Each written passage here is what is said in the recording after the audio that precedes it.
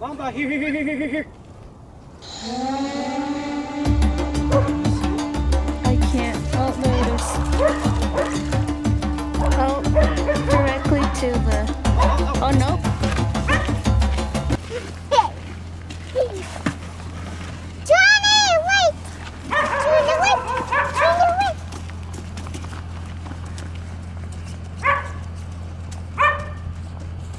If you look at this hole, you see there's a little vegetation under the ice. There's some bubbles, which doesn't guarantee anything. But the frequency of bubbles, if you look, there's bubbles all over. In addition to these bubbles, the more important sign are these right here, little muskrat droppings floating under the ice. That means something's been here relatively recently. There's some more muskrat droppings. And muskrat droppings under the ice like this are excellent sign that there's muskrat here. And all those bubbles are promising, but they don't guarantee anything. There's quite a few fish under the ice here, so we might end up just catching fish if the mink gets distracted. But Mom, what's it doing? What's it doing, Mom? I'm filming a video. Oh. so today we're gonna do a little muskrat hunting with Mamba. The goal's actually not for her to catch anything. The goal's for her to flush the muskrats. She's been showing a lack of confidence in muskrats. So today we're gonna do a little bit of kind of hard to get. Playing hard to get, or basically building drive. So anytime someone gets something free, they don't really appreciate it as much as if they've had to work for it. So what we're gonna do is right now start building Mamba's desire to catch muskrats by putting her in a situation where I don't think she'll catch one. I think the muskrat's gonna get out and escape, and that's good. And we're gonna, once it escapes, we're gonna take it.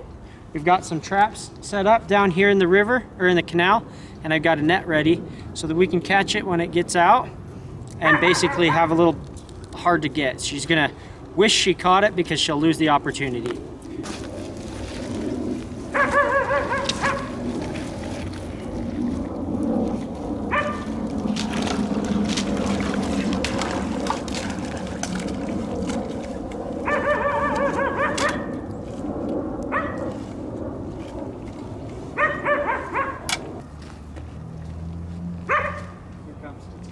Shore. It's up there in the grass. A few moments later. Look at cookie, Mommy. Look at cookie. Can you say please? Please. 1 hour later.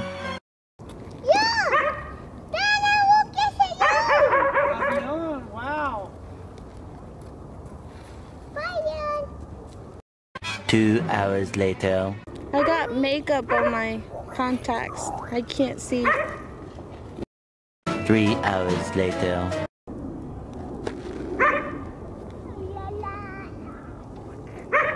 So much later that the old narrator got tired of waiting and they had to hire a new one.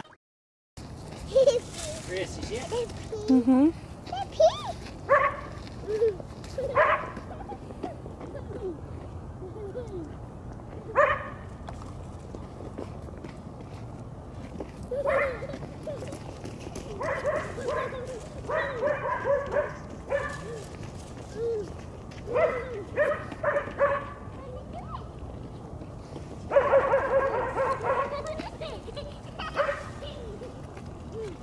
Mamba, here. Let's see it right here. Mamba, here.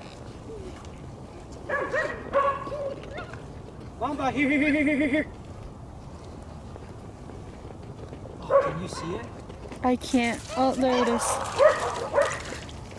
Oh, Perfect. directly to the... Oh, nope. Come back down and hit the door. And... There we go. Got it. Oh, wow.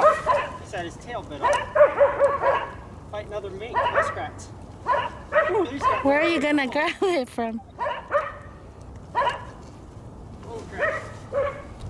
Okay, let's get a hold of him. By the neck.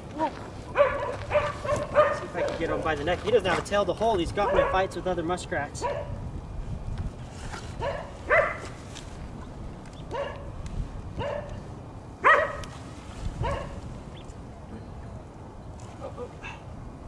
Okay, got him. Yeah, look at that. His tail's all chewed off. Poor thing.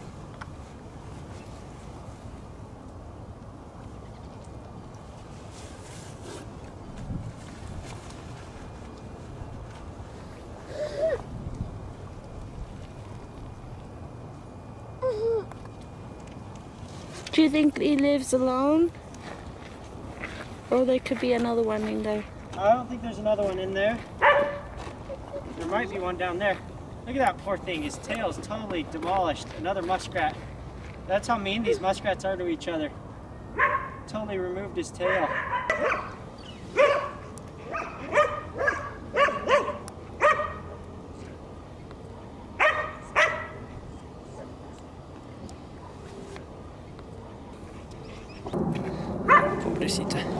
Okay, so look at this poor guy. This shows exactly what muskrats will do to each other, and I've seen a lot worse.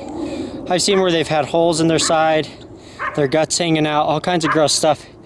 And see these big old teeth. These things are super sharp, and they're like a little switchblade. They're different from like the canine of a predator. They're more like a knife, and they slash and cut wide holes rather than poking little holes like a cat's tooth or a mink's tooth would do. These guys leave big sharp gashes in their victims, whatever they bite. I've been bitten by several different muskrats over the years, and when they bite you, it really isn't pretty. Fortunately for mink, they've been hunting muskrats for many thousands of years, and survival of the fittest has ensured that they are incredibly good at hunting muskrats without getting bitten. Also, mink have a much thicker skin than humans or muskrats do, so when a mink is bitten, they have a nice thick hide to help protect them, and the few bites they do receive typically aren't very bad.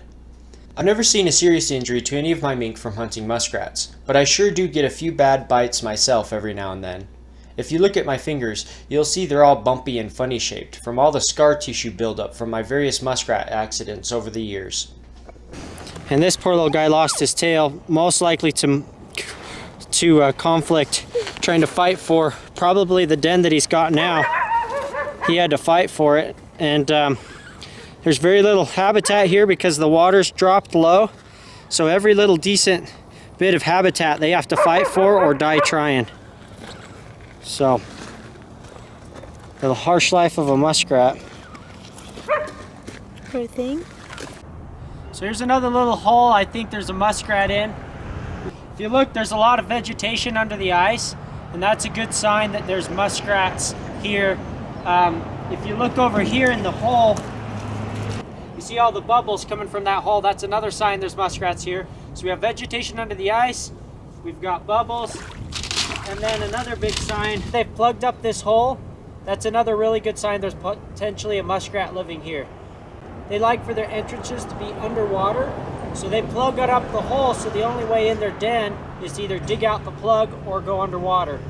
They feel safer that way, they often do that. So that's a good sign there's potentially a muskrat here. So with those three signs combined, I think it's definitely worth trying. Now it's going to be a little tricky to use the trap here because there's rocks everywhere. So I'm just going to pull up the ice in sheets as best I can, and we'll try and net it when it comes out.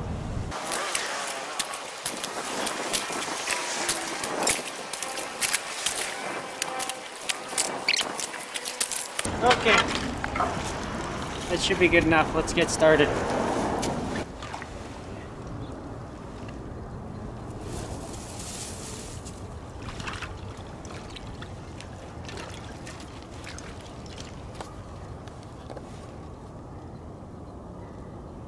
Oh, look right there. So no one's home here.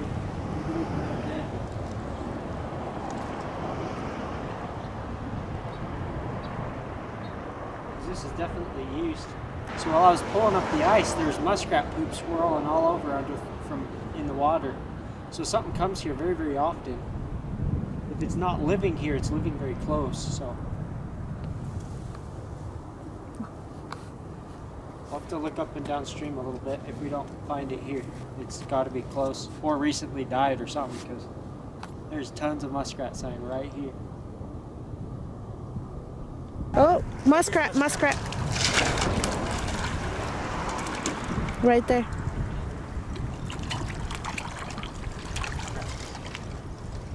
We're back in. It's a big one.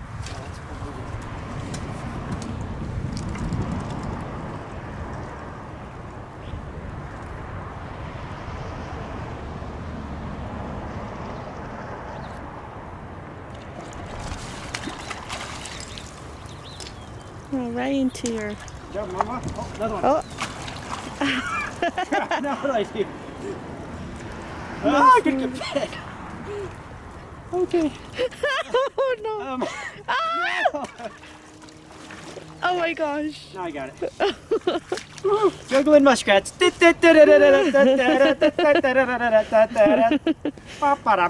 Okay. You're gonna get bit. The more I sing, the more I'm gonna get bit. Okay.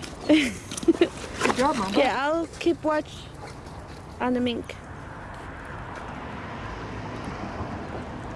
She's looking for them. At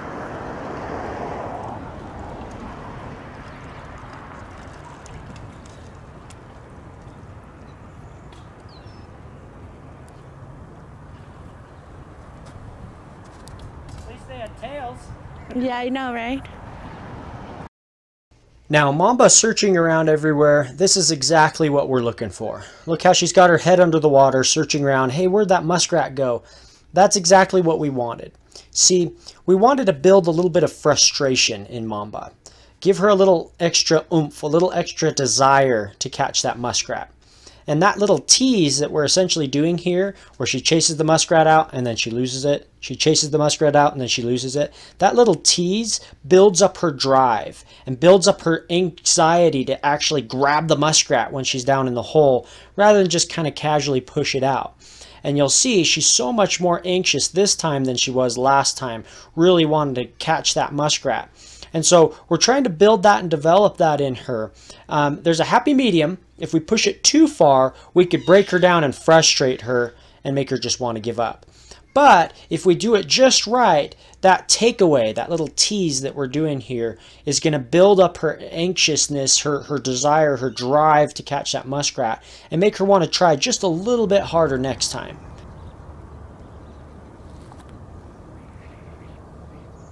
Now, if you're really wanting to dive into mink and learn the nitty-gritty details, I would strongly recommend you read my book, The New Sport of Minkery. If you would like to support us, you can buy a shirt or hat, or consider becoming one of my faithful patrons. Just go to the links in the description below.